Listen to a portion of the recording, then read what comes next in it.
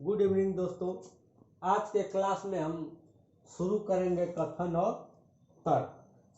पिछले क्लास तक हम लोग पढ़ रहे थे कथन और निष्कर्ष। वहाँ कथन के आधार पे आपको निष्कर्ष निकालना था, कथन को आधार मानते हुए उसी के आधार पे निष्कर्ष निकालना था। परंतु इस चैप्टर में अब आपको अपना तर्क लगाना है। उसमें तर्क नहीं लगाना था, कथन के आधार पे निष्कर्ष निकालना था, परंतु इसमें कथन के आधार पे आपको अपना तर्क लगाना है कि क्या होना चाहिए क्या नहीं होना चाहिए।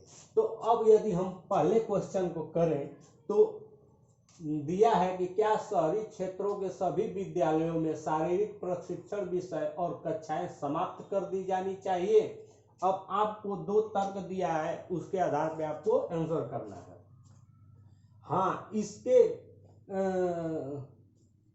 इसके विद्यार्थी अपने मोबाइल और टैबलेट पर गेम खेलते हैं और इससे जो समय बचेगा उसका उपयोग प्रतियोगी परीक्षाओं की तैयारी के लिए बेहतर तरीके से किया जा सकता है। तो यहाँ पे हम देख सकते हैं कि वो बोल रहा है कि ये कथन है जो पूछ रहा है कि क्या शारीरिक प्रशिक्षण विषय और कक्षा समाप्त कर दी जानी चाहिए। तो पहला तर्क कह रहा है कि समाप्त कर देनी चाहिए क्योंकि वेस्ट ऑफ टाइम है। अगर सीधा सीधा बात करें तो यही कह रहा है। लेकिन हम जानते हैं कि स्वस्थ शरीर में ही स्वस्थ मस्तिष्क का विकास होता है।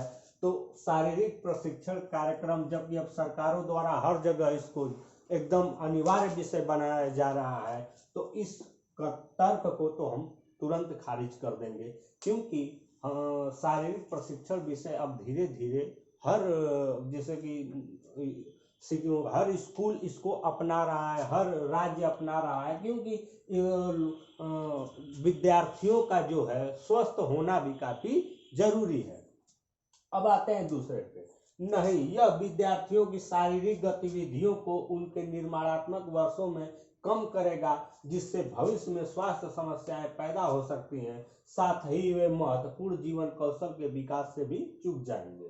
तो हम जानते हैं यदि आपका शरीर स्वस्थ नहीं है तो आपको जैसे जैसे उम्र बढ़ेगी आने वाले समय में आपको बहुत ही परेशानियों का, कठिनाइयों का सामना करना पड़ेगा। तो यहाँ पे जो है इस अगर कथन की बात करें तो इसको कह रहा है साफ साफ कि इसको समाप्त नहीं करना चाहिए, क्योंकि इससे आने वाले वर्षों में इसका दुष्प्रभाव स्वास्थ्य पे पड़ता है। तो ये तर्क यहाँ पे मजबूत है, तो इसको हम लोग तर्क 2 को सही मानेंगे और तर्क 1 को खारिज कर देंगे।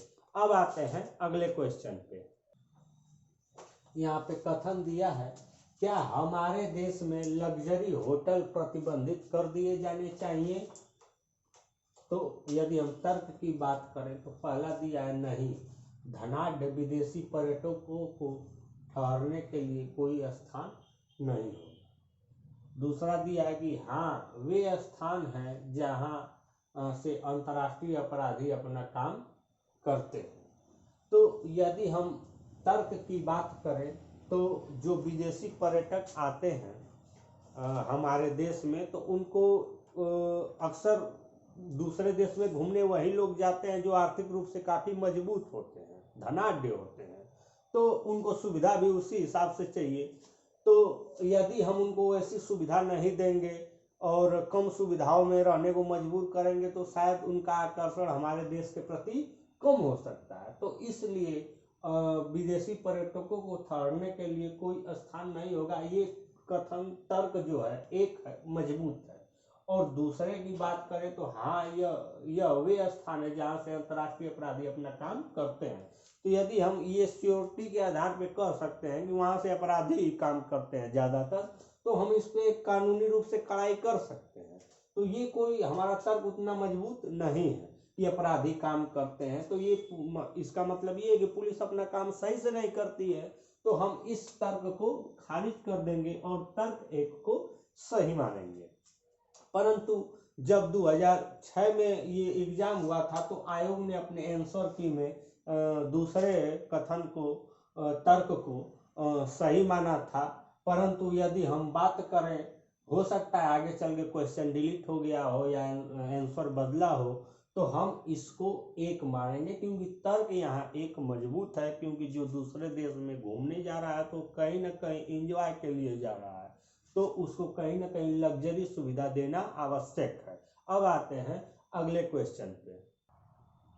यहाँ पे अभिकथन दिया है एक कि हम तेज धूप में काले कपड़ों में गर्मी महसूस करते हैं। कारण दिया है आर कि काला रंग अन्य रंगों की तुलना में एक बेहतर विकिरण अवशोषक है। तो हम ऐसे क्वेश्चन को क्योंकि लगा के हल कर सकते हैं। यदि क्योंकि पे ये बैठ गया सही तो हम कहेंगे कि सही है, और इस कथन का कारण सही है, और आर जो है एक ही सही व्याख्या करता है, परंतु ये बैठना चाहिए इस पे। तो यदि हम बात करें, हम तेज धूप में काले कपड़ों में गर्मी महसूस करते हैं क्योंकि काला रंग अन्य रंगों की तुलना में एक बेहतर विकिरण अवशोषक है। हम जानते हैं कि काला रंग जो है विकिरण का अवशोषक करता, जो किरणें आती हैं उनको फिर वापस नहीं जाने देता, तो एक बेहतर विकिरण अवशोषक है। तो यहाँ पे सही हो गया, अभिकथन ए का कारण जो है सही हो गया। तो हम कह सकते हैं कि आर ए की सही व्याख्या करता है। ए और आर दोनों सही हैं, और ए का कारण आर है, और आर जो है ए की सही व्याख्या करता है। इस आधार पे हम अपना आंसर दे सकते हैं। अब आते हैं अगले क्वेश्चन पे। यदि यहाँ पे हम अभिकथन की बात करें तो दिया है थर्मोसेटिंग प्लास्टिक का आसानी से पुनर्चक्रण किया जा सकता है क्योंकि वे गर्म करने पर पिघल जाते हैं। कारण दिया है कि थर्मोसेटिंग प्लास्टिक तब बनते हैं जब उनके अणु तिर्यक बंध बनाते हैं। तो यदि हम बात करें कि ये थोड़ा साइंस से रिलेटेड क्वेश्चन है, तो इसके बारे में यदि हम थोड़ा बहुत जानेंगे तभी इसका आंसर दे पाएंगे, नहीं तो फिर ऊपर से उड़ जाएगा ये। तो यहाँ पे बात करें तो बोल रहा है कि थर्मोसेटिंग प्लास्टिक का आसानी से पुनर्चक्रण किया जा सकता है क्योंकि वे गर्म करने पर पिघल जाते हैं। तो गर्म करने पर पिघलते तो हैं, परंतु उनको पुनर्चक्रण मतलब दोबारा फिर से प्राप्त नहीं किया जा सकता आसानी से। तो यहाँ पे अभिकथन क्या है, गलत हो गया है, क्योंकि थर्मोसेटिंग प्लास्टिक का पुनर्चक्रण मतलब पुनः उनको प्राप्त आसानी से नहीं किया जा सकता।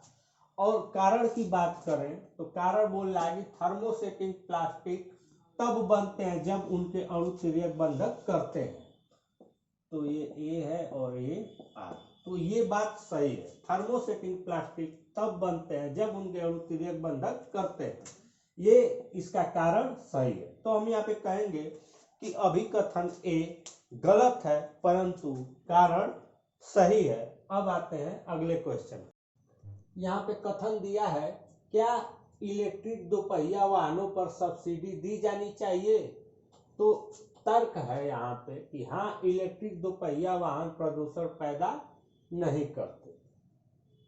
और दूसरा दिया है, नहीं चार्जिंग में पेट्रोल भरने से अधिक समय लगता है। तो यदि हम यहाँ पे तर्क की बात करें तो हम देख रहे हैं कि वर्तमान समय में इलेक्ट्रिक वाहनों पे सरकार जो है काफी इसका प्रमोशन कर रही है। तो यदि हम सब्सिडी की बात करें तो कहीं ना कहीं ये बात सत्य है कि इससे प्रदूषण में कमी होगी, क्योंकि जो ये डीजल और पेट्रोल वाहन है कहीं ना कहीं इनसे एक लेड निकलता है जो प्रदूषण में काफी खतरनाक माना जाता है। तो यदि हम पहले तर्क की बात करें कि हाँ, इलेक्ट्रिक दोपहिया वाहन प्रदूषण पैदा नहीं करते, तो ये पहला तर्क जो है काफी मजबूत है। और दूसरे की बात करें, नहीं चार्जिंग में पेट्रोल भरने से अधिक समय लगता है, तो ये कहीं से भी सही नहीं है। तो यदि हम बात करें तो यहाँ पे पहला तर्क जो है वो मजबूत है कि हाँ, इलेक्ट्रिक वाहनों पे सरकार सब्सिडी दे सकती है क्योंकि ये प्रदूषण में कहीं ना कहीं कमी करते हैं। और इसके इस क्षेत्र में अगर वर्तमान में देखें तो सरकार कार्य भी कर रही है, और आने वाले 2030 तक जो है पेट्रोल डीजल वाहनों पे को पूरी तरह से बंद करने का प्लान भी सरकार का है, और इलेक्ट्रिक वाहनों को प्रमोट करने का भी प्लान चल रहा है। तो यहाँ पे हम देख सकते हैं कि तर्क एक क्या है, मजबूत है। अब आते हैं अगले क्वेश्चन पे। यहाँ पे हम देख रहे हैं कि कथन दिया है कि आंकड़े दिखाते हैं कि स्नातकोत्तर लोग स्नातकों की तुलना में 20% अधिक कमाते हैं। इस स्नातकोत्तर यानी कि पोस्ट ग्रेजुएट लोग ग्रेजुएट के तुलना में 20% अधिक कमाते हैं। और निष्कर्ष की बात करें तो पहला निष्कर्ष दिया है, यदि सभी स्नातकोत्तर बन जाते हैं तो सभी के लिए औसत शुरुआती वेतन 20% बढ़ जाएगा। तो ये बोल रहा है औसत शुरुआती वेतन 20% बढ़ जाएगा। यहाँ पे इसमें कुछ ज्यादा परिवर्तन कर दिया स्टेटमेंट में। ये कह रहा है कि यहाँ पे 20% अधिक कमाते हैं, ना कि ये बोल रहा है कि शुरुआती 20% बढ़ जाएगा। तो यहाँ पे हम इस निष्कर्ष को खारिज कर देंगे। अब आते हैं दूसरे पे। कह रहा है अगर स्नातकोत्तर की फीस स्नातक फीस के साथ मेल खाती है तो हर कोई व्यक्ति स्नातकोत्तर बन जाएगा। फीस के मेल खाने से डिग्री नहीं मिलती है, तो यहाँ पे ये निष्कर्ष भी क्या है, पूर्णतः खारिज हो जाएगा। पहले में बोल रहा है कि औसत शुरुआती वेतन बढ़ जाएगा, तो वहां पे अगर हम देखें तो यहाँ पे शुरुआती वेतन बढ़ोतरी की बात कहीं नहीं है। और दूसरे में यदि हम देखें तो दूसरा बोल रहा है कि फीस के मेल खाने से डिग्री मेल खा जाएगी, तो ऐसा कुछ नहीं है। तो यहाँ पे हम दोनों को खारिज कर देंगे और यहाँ पे आंसर हो जाएगा कि न तो निष्कर्ष एक या तर्क कह सकते हैं कि न तो तर्क पहला सही है और न ही तर्क दूसरा, दोनों तर्क क्या है, गलत है। यहाँ पे कथन दिया है कि सेना कर्मी बहादुर होते हैं और दूसरा है कि सभी सेना कर्मी रत्न प्राप्त करेंगे। देवेश एक सैनिक है और निष्कर्ष में दिया है कि देवेश रत्न प्राप्त करेगा। तो यहाँ पे कथन में साफ साफ लिखा है सभी सेना कर्मी रत्न प्राप्त करेंगे और देवेश एक सैनिक है, तो स्वाभाविक है कि देवेश रत्न प्राप्त करेगा। यहाँ पे बहादुर से कोई लेना देना नहीं है निष्कर्ष में। हालांकि यहाँ पे दिया है कि सेना कर्मी बहादुर होते हैं, सभी सेना कर्मी रत्न प्राप्त करेंगे, देवेश एक सैनिक है। तो जब देवेश सैनिक है और इसके जस्ट पहले कथन में दिया है कि सेना कर्मी रत्न प्राप्त करेंगे, तो हम इस आधार पर निष्कर्ष जो दिया है हमारा कि देवेश रत्न प्राप्त करेगा, ये सही हो जाएगा कि देवेश सैनिक है और सभी सैनिक रत्न प्राप्त कर रहे हैं, तो देवेश भी रत्न प्राप्त करेगा। अब आते हैं अगले क्वेश्चन पे। यहाँ पे कथन दिया हुआ है कि क्या मंत्री को सुविधा से वंचित उन छात्रों को मुफ्त लैपटॉप वितरित करना चाहिए जिन्होंने स्कूल छोड़ दिया है। अगर तर्क की बात करें तो पहला तर्क दिया है कि हाँ, स्कूल छोड़ने वाले छात्रों के मनोरंजन का कोई अन्य स्रोत नहीं है, उन्हें व्यस्त रखेंगे। ये बोल रहा है कि लैपटॉप इसलिए देना चाहिए क्योंकि स्कूल छोड़ने वाले छात्रों के पास मनोरंजन का कोई साधन नहीं है और लैपटॉप उनको व्यस्त रखेंगे। तो लैपटॉप सरकार इसलिए नहीं दे सकती कि छात्र उससे मनोरंजन करें, क्योंकि सरकार कोई भी अपना धन छात्रों के मनोरंजन में नहीं खर्च कर सकती, वो जो स्कूल में इंटरेस्ट नहीं लेते हैं। तो तर्क एक को तो हम खारिज कर देंगे तुरंत, क्योंकि स्कूल छोड़ने वाले छात्रों के मनोरंजन के लिए लैपटॉप वितरण एक कहीं से जायज ठहराया नहीं जा सकता। अब दूसरे तर्क की बात करें तो बोल रहा है कि नहीं, मंत्री उन पैसों का उपयोग स्कूल छोड़ने वाले छात्रों के निरंतर शिक्षा और व्यवसायिक प्रशिक्षण प्रदान करने के लिए कर सकते हैं ताकि वे आजीविका कमा सकें। दूसरा तर्क ये कह रहा है कि अगर हम इसको पढ़ें तो ध्यान से पढ़ें तो इसमें दिया है कि उनको पढ़ाई में बहुत रुचि नहीं है, तो उस आधार पे हम कह सकते हैं कि उस राशि का उपयोग हम उनके निरंतर शिक्षा और व्यावसायिक प्रशिक्षण के लिए उपयोग कर सकते हैं ताकि उससे उनको रोजगार मिल सके और कुछ अपने फैमिली के लिए आजीविका कमा सके। तो ये तर्क मजबूत है। इस आधार पे हम कहेंगे कि दूसरा तर्क सही है, क्योंकि इसमें कह रहा है कि हम जो राशि है उनको मनोरंजन में न दे करके उनके भविष्य को संवारने में खर्च करेंगे, तो ये बेहतर उपाय है। इसलिए यहाँ पे तर्क दूसरा मजबूत है और यहाँ पे आंसर होगा कि दूसरा तर्क मजबूत है। अब आते हैं अगले क्वेश्चन पे। यहाँ पे कथन दिया है, क्या सरकार को सभी समुद्र तटों पर खाने और पीने पर प्रतिबंध लगाना चाहिए?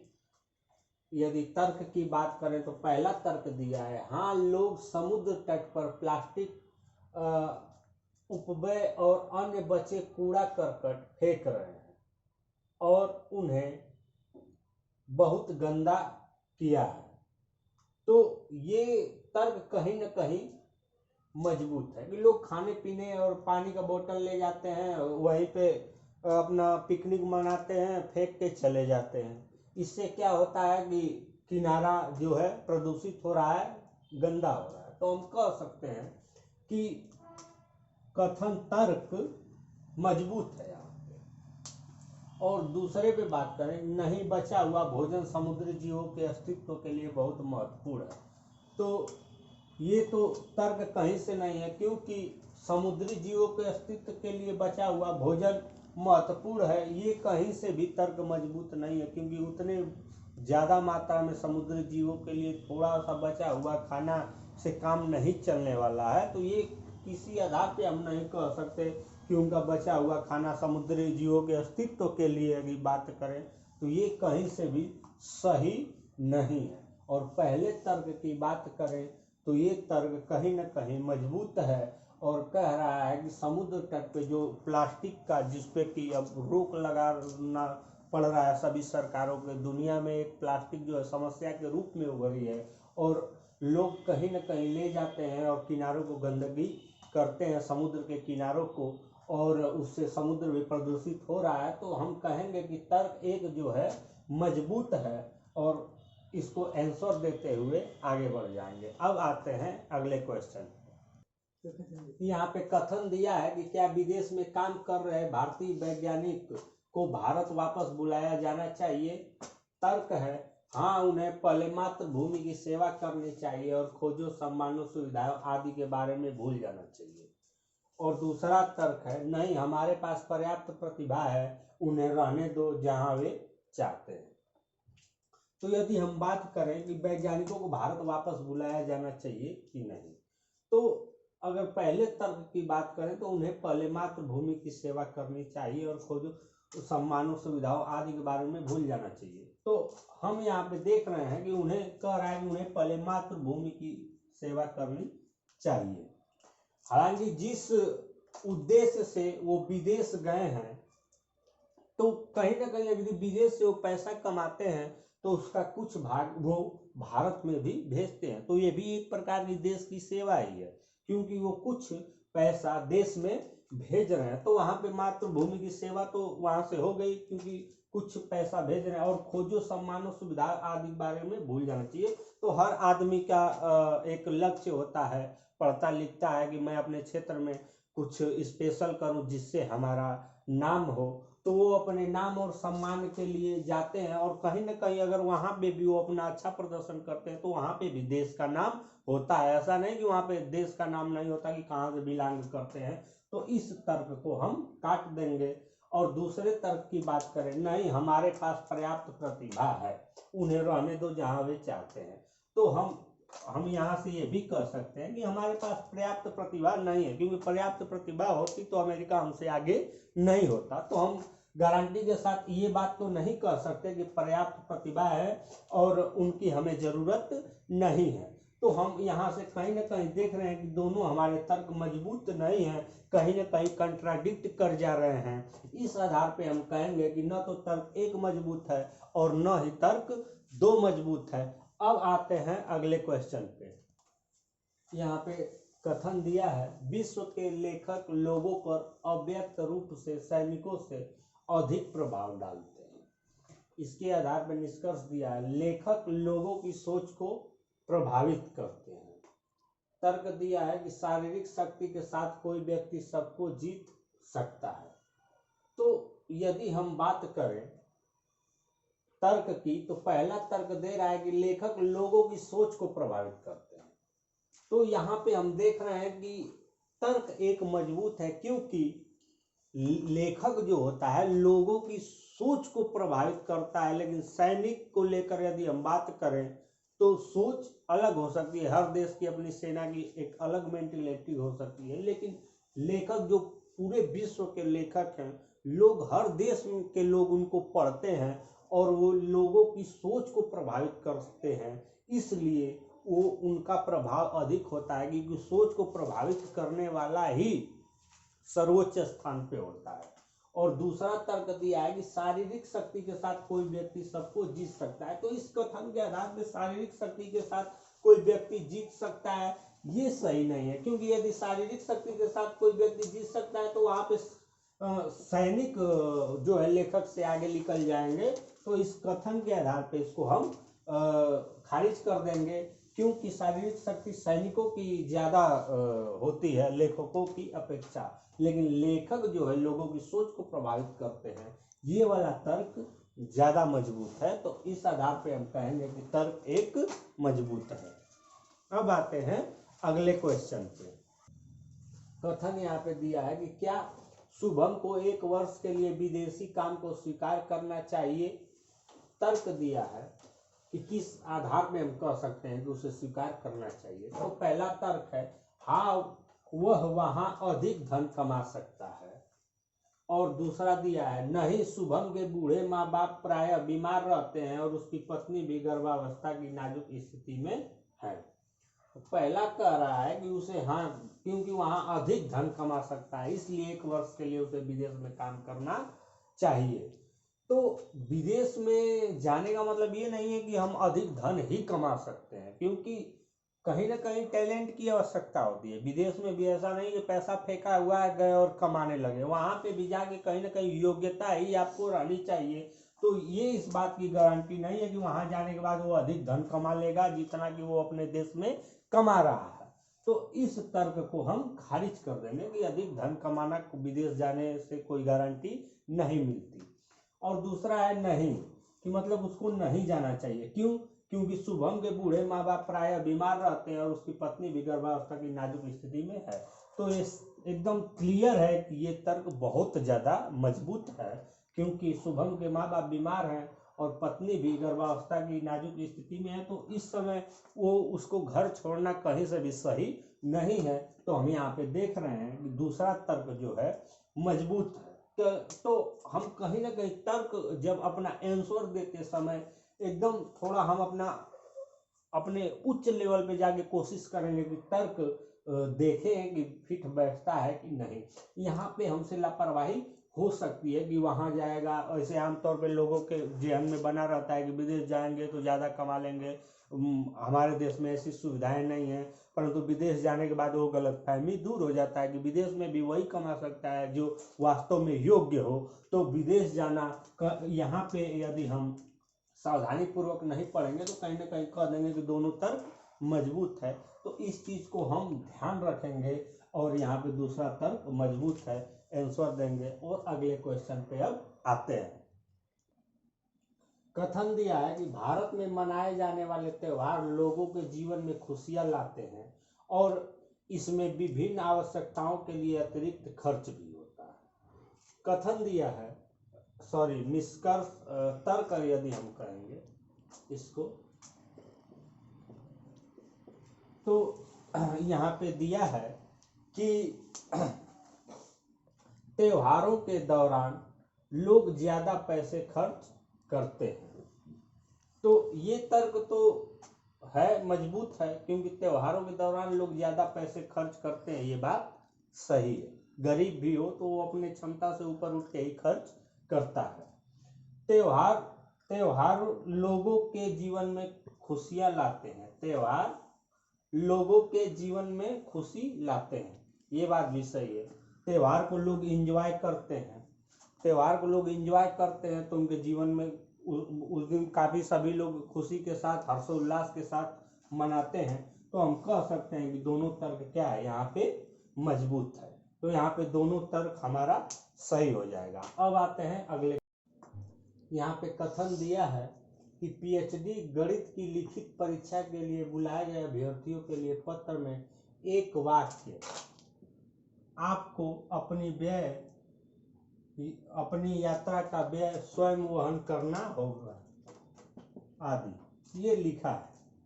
अब आते हैं तर्क पे। यदि स्पष्ट न हो तो सभी अभ्यर्थी व्ययों की प्रतिपूर्ति के लिए दावा कर सकते हैं। यहाँ पे यह तर्क मजबूत है, क्योंकि अगर ये स्पष्ट न हो तो ये दावा अभ्यर्थी कर सकते हैं, क्योंकि बहुत से संस्थान क्या होते हैं कि यात्रा भत्ता देते हैं, तो उसको आधार बनाते हुए अभ्यर्थी दावा कर सकते हैं कि इनको भी यात्रा व्यय हम लोगों को देना चाहिए। तो इस आधार पे हम कह सकते हैं कि पहला तर्क मजबूत है। अब दूसरे पे आते हैं। अनेक संगठन लिखित परीक्षा के लिए बुलाए गए अभ्यर्थियों को यात्रा व्ययों की प्रतिपूर्ति करते हैं, तो कहीं न कहीं इसमें भी ये भी निहित है, तो ये दूसरा भी सही है, क्योंकि बहुत से ऐसे संस्थान होते हैं जो यात्रा भत्ता देते हैं आने जाने का किराया अभ्यर्थियों को। तो इसलिए जो संस्थान यात्रा भत्ता देने में सक्षम नहीं होता तो कहीं न कहीं अपने अभ्यर्थियों के प्रवेश पत्र में इस चीज़ को मेंशन कर देता है कि आपको अपनी यात्रा का व्यय स्वयं वहन करना होगा, ताकि बाद में अभ्यर्थी इस पे क्लेम न कर सके। तो यहाँ पे हम कह सकते हैं कि दोनों तर्क मजबूत हैं। अब हम अगले अध्याय के साथ अगले दिन मिलेंगे।